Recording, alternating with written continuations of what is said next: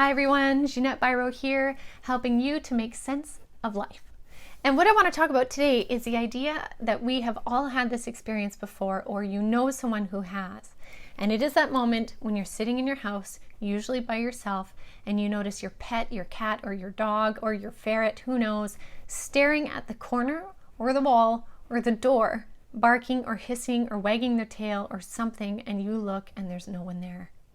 And you think to yourself, oh my gosh, I gotta get out of here. There's some sort of poltergeist in my house. I can't do this. This is crazy. My house is haunted, and you want to burn it down, right? Maybe not that extreme, but maybe for some of you. And the idea here is to kind of demystify this a little bit. So first of all, pets have a natural ability, because they're high vibing, they have a high vibratory rate, meaning they can connect and see more than we usually can more often. Not all of them, but a lot of them. Now, they have this natural ability, so they will pick up on those things. So that's why I'm going to say 9 times out of 10, your pet probably is seeing somebody in the doorway, near the wall, or in the corner. But that somebody is most likely your loved ones, or your guides, or your angels. And we need to really learn how to not fear this. Pets can pick up on it because pets are hyper aware and connected, right? We don't always pick up on it because we're usually really busy mucking around in 3D. So next time this happens, instead of freaking out and trying to light your house on fire, take a moment and take a breath and ask yourself, who's there?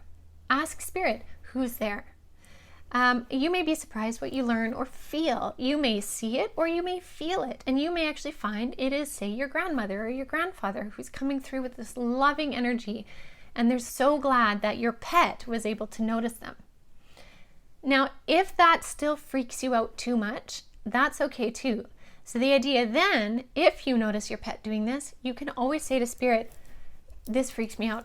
Please don't do this. And you'll find usually the energy will be gone and your pet will walk away. So consider it just like a communication with anybody else. If you don't want to have them over, you can tell them, thanks so much, but not tonight, freaks me out. I'll see you tomorrow maybe, or never again, this whole thing scares me. Whatever that is fine. But you have the ability to say if you're okay with it or not. You don't have to simply experience it. Because it's kind of like somebody showing up at your door and they walk in your door and you just stare and they just stare and they don't know what to do.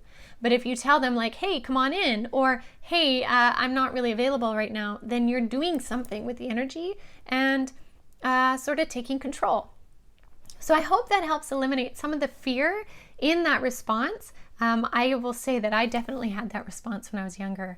I remember I was babysitting one time and that exact thing happened. The dog was barking at the door. I freaked out. I called my mom, and had I known what I know now, I could have just said like, hey, no thanks, not really interested.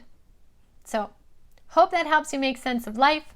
And for more information of all things consciousness, please join me at avalonspirit.com, and also join me on the Ginette Biro podcast for more insights and deep dives into all things spirit.